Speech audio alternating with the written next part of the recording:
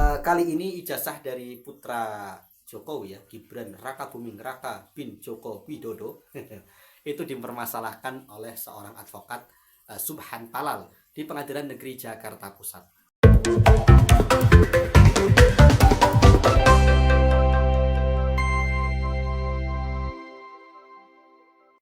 Assalamualaikum warahmatullahi wabarakatuh. Kembali lagi di kabar politik. Ya, buah jatuh tidak jauh dari pohonnya atau bahkan jatuh sepohon-pohonnya. Itulah yang menggambarkan posisi Gibran Rakabuming Raka. Jika ijazah bapaknya sampai saat ini belum jelas keberadaannya karena masih dipertanyakan dan masih menjadi polemik ya. Bahkan kasus yang dilaporkan Jokowi sebagai pencemaran nama baik masih berjalan di Polda Metro Jaya yang nampaknya terhenti sejenak akibat aksi yang luar biasa sejak tanggal 25 Agustus 2025 sampai kemudian meledak setelah meninggalnya salah satu driver muda ojol ya, Afan Kurniawan, pada tanggal 28 Agustus 2025 yang kemudian meledak menjadi aksi yang luar biasa di seluruh wilayah Indonesia, terutama di kota-kota besar. Akhirnya kasus terkait ijazah palsu ini berhenti sejenak. Ya, bahkan seperti dikatakan ya mati suri, walaupun kemudian setelah situasi agak mereda, Pak Jokowi juga mulai menuduh ya dengan ada backup lah, ada apa dan sebagainya. Padahal yang sangat jelas dia membackup Ketua Solidaritas Merah Putih atau Solmed Sylvester Matutina ya, sebagai diehard ya pecinta Jokowi yang sampai saat ini tidak dieksekusi hukumannya oleh Kejaksaan Agung, terutama Kejaksaan Negeri Jakarta Selatan ya. Nah, tapi itu masalah itu nanti dulu ya. Yang jelas kali ini ijazah dari putra Jokowi ya, Gibran Rakabuming Raka bin Joko Widodo itu dipermasalahkan oleh seorang advokat Subhan Palal di Pengadilan Negeri Jakarta Pusat. Tidak tanggung-tanggung ya. Pak Subhan Palal menggugat di mana ada dua pihak yang tergugat, yakni yang pertama adalah Gibran Rakabuming Raka, yang kedua adalah Komisi Pemilihan Umum KPU. Dengan nilai gugatan 125 triliun rupiah, tidak tanggung-tanggung. Luar biasa Pak Subhan Palal. Tapi faktanya apakah kemudian berhasil atau tidak ya kita lihat saja nantinya. Apakah kemudian pada ujungnya ya kita sudah berpengalaman lah ya, gugatan-gugatan sebelumnya ke Pengadilan Negeri Jakarta Pusat kepada Jokowi juga berjalan cukup alot dan ujungnya juga pengadilan tidak berwenang mengadili. Ya, itu sudah berjalan beberapa kali. Ya. Juga begitu pula gugatan yang dilayangkan oleh Habib Rizik Syihab ya kepada Jokowi senilai 4.525 triliun. Ya, itu juga pada ujungnya kandas juga. Kali ini luar biasa ya, dengan data yang kuat ya, kata Pak Subhan Palal. Dia mempertanyakan pendidikan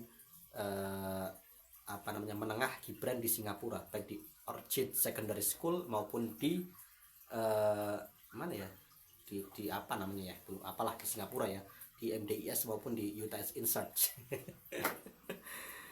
Dan memang cukup menarik ya Gibran ini.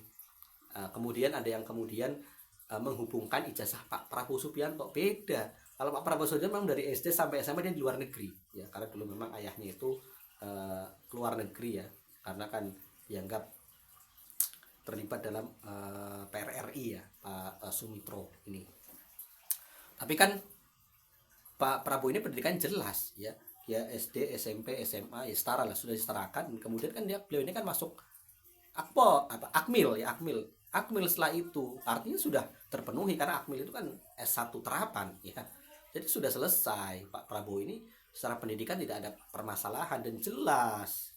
Dan ini yang kemudian yang menjadi pertanyaan itu Mas Gibran ya, kok SMA-nya bisa 2 kali, ini yang kemudian menjadi pertanyaan. Bukan UTS Insearch itu lah semacam kursus persiapan untuk masuk UTS ya, UTS di Sydney Australia. Kenapa kemudian secara khususnya disetarakan dengan SMA, itu pun 2 tahun ya. Dan itu kemudian yang menjadi pertanyaan, memang banyak pihak juga mempertanyakan tentang ijazah Mas Gibran ini ya.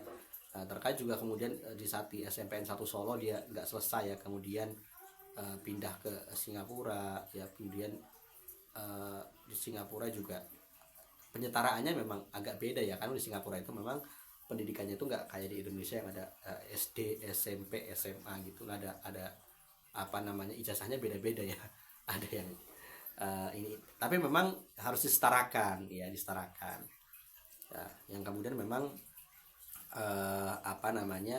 banyak pihak yang mempertanyakan. Sebenarnya MDIS-nya itu nggak dipertanyakan ya, tapi memang ada dari alumni MDS yang kemudian mempertanya kesal juga ya. Tapi yang jelas kita lihat kekuatan bukti Pak Subhan Palal apakah kemudian berhasil ya, atau tadi ya ini sebenarnya bukan di Pak Subhan Palal yang membuktikan ya, tapi di hakimnya. Apakah hakimnya itu akan sampai ya memeriksa sampai materi pokok ya dari gugatan Pak Subhan Palal atau tidak, atau sama seperti dulu Pak Jokowi ya kemudian mengatakan tidak berhak mengadili. Nah, itu yang menjadi masalah. Jadi kalau kemudian sampai ke proses pemeriksaan berkas ya, itu baru oke itu. Ya nanti kita diuji dari kekuatan bukti yang diajukan Pak Subhan Palal ya. Nah, itu luar biasa.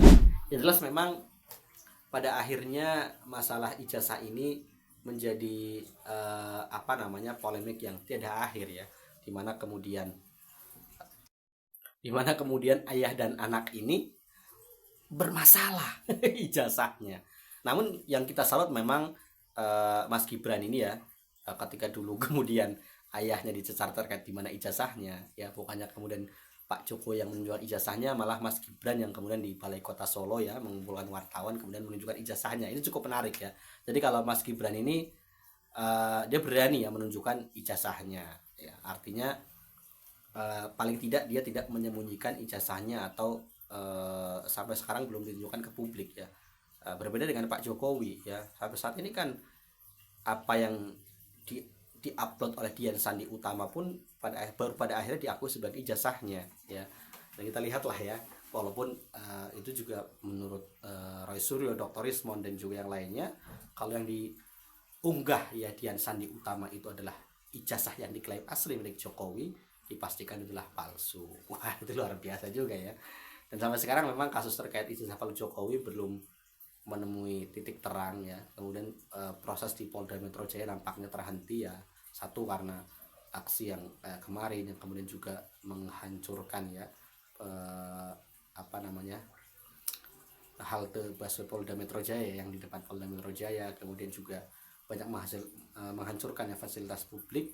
Kemudian juga nampaknya Kapolda Metro Jaya yang baru ya, Irjen Pol Asep Edi Suheri nampaknya tidak tertarik mungkin ya dengan kemudian kasus ini ya.